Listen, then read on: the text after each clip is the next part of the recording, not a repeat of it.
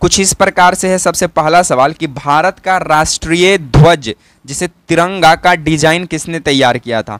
तो जो भारत का राष्ट्रीय ध्वज है तिरंगा, इसे डिजाइन करने का काम पिंगली वेंकैया नामक व्यक्ति किए थे। कौन किए थे? पिंगली वेंकैया। पिंगली वेंकैया, पेंगली वेंकैया नामक एक व्यक्ति किए थे। और भारतीय तिरंगा की लंबाई और चौड़ाई का अनुपात की बात करें तो ये 3:2 में होता है। लंबाई 3 और चौड़ाई 2 होता है। और तिरंगा की बात करें तो हमारा जो भारतीय राष्ट्रीय ध्वज है तिरंगा, इसे 22 जुलाई 1947 को अपना लिया गया था कि हाँ यही हमारा तिरंगा रहेगा। परंतु यहाँ से जो सवाल बन जाएगा सेकंड नंबर का सवाल कि भारत का जो राष्ट्रीय ध्वज है तिरंगा, इसे पहली बार कब फहराया गया था?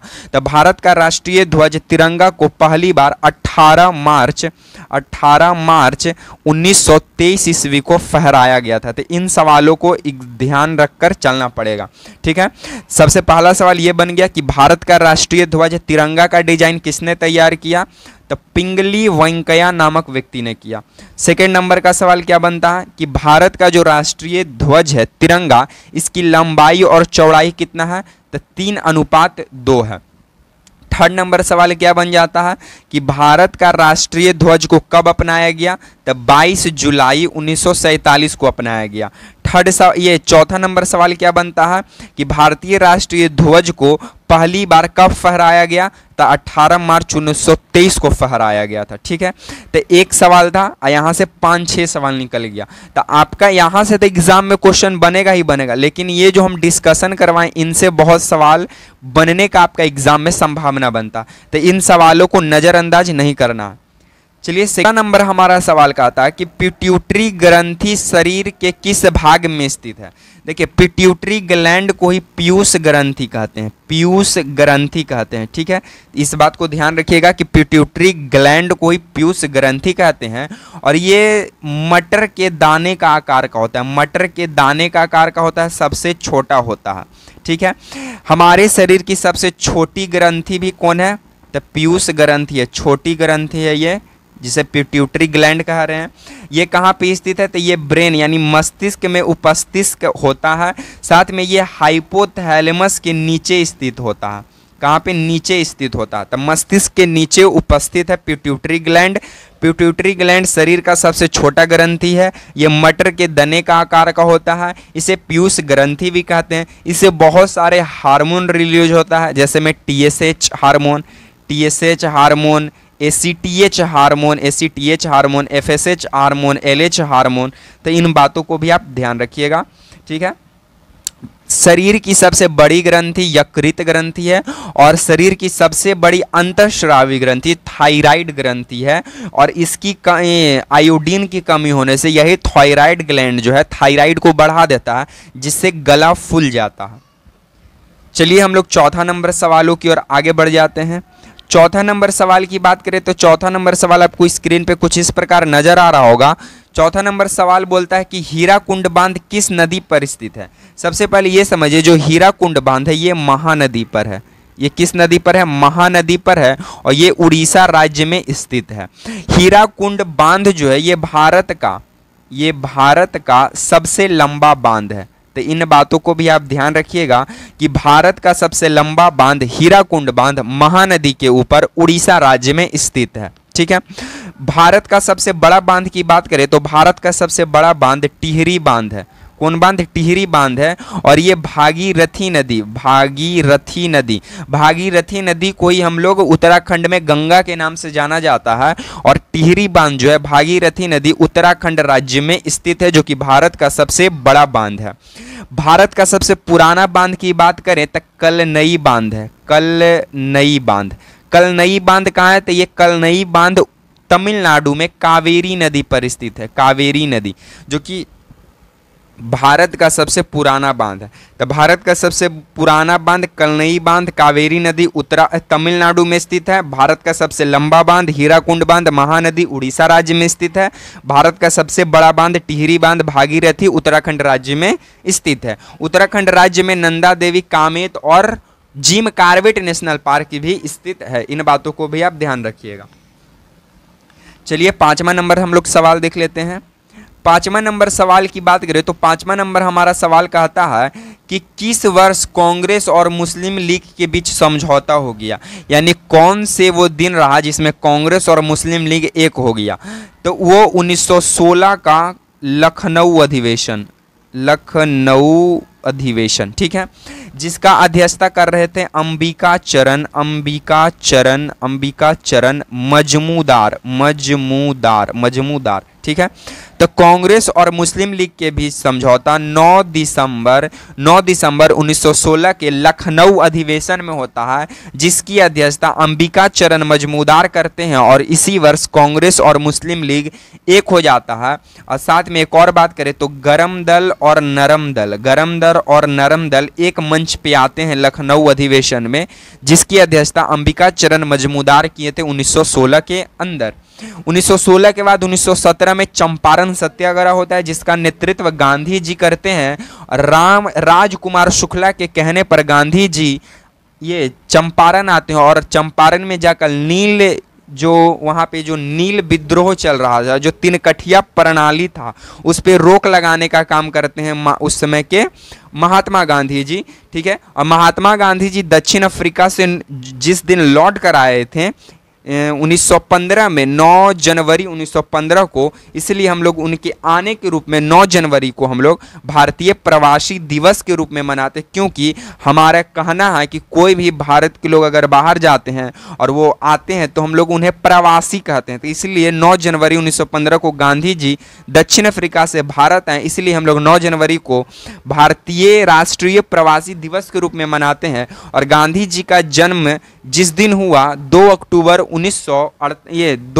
1869 को, इसीलिए हम लोग उनके जन्म दिवस के रूप को अहिंसा दिवस के रूप में मनाते हैं, क्योंकि गांधी जी का मानना था अहिंसा परमो धर्म, यानी सबसे बड़ा अगर कोई धर्म है तो वो है अहिंसा, यानी हिंसा ना करें, ठीक है। तो उनके जन्म दिवस के रूप में हम लोग अहिंसा दिवस के रूप में भी मनाते हैं। तो इन बातों को भी आप ध्यान रखिएगा। चलिए हम लोग 6ठा नंबर सवालों की ओर आगे बढ़ जाते हैं। 6ठा नंबर सवाल की बात करें तो 6ठा नंबर हमारा सवाल कहता है कि वे कौन से मुस्लिम शासक रहे जिन्हें अपने शासनकाल में अपने सिक्कों पर माता लक्ष्मी की प्रतिमा बनाई थी। तो वे थे मोहम्मद गौरी।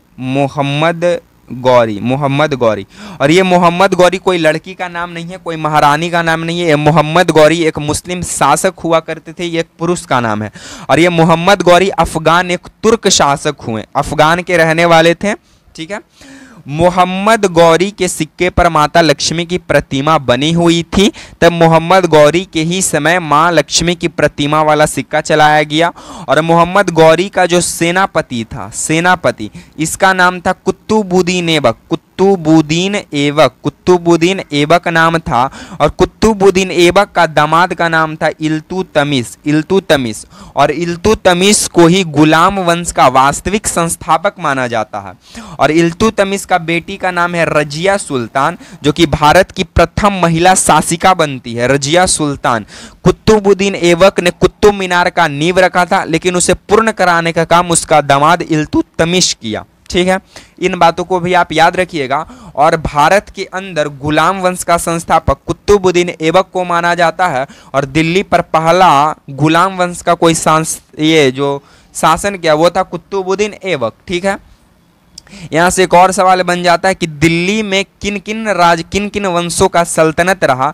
तो वो था कि वो क्या था, वो था गुलाब खिले तो सुगंध लो, गुलाब खिले तो सुगंध लो, गुलाब खिले तो सुगंध लो। गु से गुलाम वंश, सु से सुगंध, गुलाब खिले, खी से खिलजी वंश, गुलाब खिले, तो से तुगलक वंश, सुगंध से ये आपका हो जाएगा सुंग वंश। ये मतलब कि गुलाब खिले तो सुगंध लो, गुलाब से हो जाएगा गुलाम वंश, खिले से खिलजी वंश, तो से तुगलक वंश, और सुगंध से हो जाएगा सैयद वंश, और लो से हो जाएगा लोधी वंश।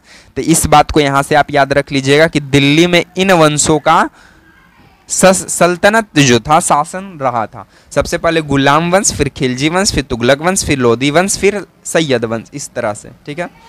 चलिए हम लोग 7वां नंबर सवालों की ओर आगे बढ़ जाते हैं। 7वां नंबर सवाल की बात करें तो 7वां नंबर हमारा सवाल का आता है कि स्वतंत्र भारत के पहले गवर्नर जनरल कौन थे। तो स्वतंत्र भारत के पहले गवर्नर जनरल माउंटबेटन थे, माउंटबेटन थे, ठीक है। और ये भारत के अंतिम वायसराय भी बने, अंतिम वायसराय, ठीक है। माउंटबेटन 1947 से लेकर 1948 के बीच में ये अपना शासनकाल संभाल चुके थे। तो स्वतंत्र भारत के पहले गवर्नर जनरल माउंटबेटन 1947 से 1948 तक, और अंतिम वायसराय भी कौन रहे, माउंटबेटन रहे। बंगाल का पहला गवर्नर हो जाएगा क्लाइव, और बंगाल के गवर्नर को ही बना दिया गया गवर्नर जनरल। तो बंगाल के पहले गवर्नर जनरल हो जाएंगे वारेन हेस्टिंग हो जाएंगे। चलिए हम लोग 8वां नंबर सवालों की ओर आगे बढ़ जाते हैं। 8वां नंबर सवाल की बात करें तो 8वां नंबर हमारा सवाल का आता है कि एक सिंह गेंडा के लिए कौन सा राष्ट्रीय उद्यान प्रसिद्ध है। तो एक सिंह गेंडा के लिए जो राष्ट्रीय उद्यान प्रसिद्ध है वो है काजीरंगा राष्ट्रीय उद्यान, काजीरंगा राष्ट्रीय उद्यान जो कि असम में पड़ता है, और ये एक सिंह गेंडा के लिए प्रसिद्ध है। असम में काजीरंगा नेशनल पार्क हो गया, आपका मानस राष्ट्रीय उद्यान हो गया, उसके बाद आपका नामोरी हो गया, नामोरी राष्ट्रीय उद्यान, ओरांग राष्ट्रीय उद्यान, देहिंग पटकई राष्ट्रीय उद्यान, ये सब कहाँ है, असम राज्य में पड़ता है। तो इस बात को भी आप याद रखिएगा कि एक सिंह के गेंडा के लिए काजीरंगा राष्ट्रीय उद्यान प्रसिद्ध है, मानस राष्ट्रीय उद्यान भी असम है, नामोरी राष्ट्रीय उद्यान भी असम है, देहिंग पटकई भी असम है, ओरांग भी असम में है, ठीक है। तो नेशनल पार्क से सवाल बनता है आपके एग्जाम के लिए, तो इसको आप याद कर जाइएगा। चलिए 9वां नंबर सवालों की ओर हम लोग आगे बढ़ जाते हैं। 9वां नंबर सवाल की बात करें तो 9वां नंबर हमारा सवाल कहता है कि इतिहास में किस शासक के पास शक्तिशाली नौसेना था। अगर शासक पूछ देगा तो छत्रपति शिवाजी महाराज, छत्रपति शिवाजी महाराज, शिवाजी महाराज जो कि राजस्थान में जन्मे, और इन्हीं को ही बोला जाता है, इन्हीं का घोड़ा का नाम था चेतक, इनका घोड़ा का नाम था चेतक। वो खूब लड़े, वो तो वहाँ का हो जाएंगे, ये राजस्थान के रहने वाले थे, चित्तौड़गढ़ के। और इतिहास में किस शासक के पास शक्तिशाली नौसेना था, ऐसे भी नौसेना का जो जनक माने जाते हैं वो छत्रपति शिवाजी महाराज ही जनक माने जाते हैं। किसका, नौसेना का। अगर वंश पूछ देगा कि कौन सा वंश नौसेना का जनक है तो वो है चोल वंश, क्योंकि चोल वंश में सबसे पहली बार नौसेना का प्रयोग किया गया था, और ऐसे नौसेना का प्रयोग करने वाले शासक रहे छत्रपति शिवाजी महाराज। राजस्थान के चित्तौड़गढ़ में इनका जन्म हुआ था, तो इस बात को भी आप ध्यान रखिएगा। तो चलिए इस सीरीज का लास्ट प्रश्न 10वां नंबर सवालों की ओर हम लोग आगे बढ़ जाते हैं। 10वां नंबर हमारा सवाल कहता है कि भारत के कौन सा राज्य टाइगर स्टेट के नाम से जाना जाता है। तो इसका आंसर आप लोग कमेंट बॉक्स में कमेंट देने का प्रयास कीजिएगा कि भारत का कौन सा राज्य टाइगर स्टेट के नाम से जाना जाता है। बहुत ही इजी सवाल है, हम उम्मीद करते हैं कि इसका आंसर आप लोग कमेंट बॉक्स में कमेंट दीजिएगा। ऐसे आपको अगर वीडियो पसंद आता है तो थैंक्स फॉर वॉचिंग वीडियो।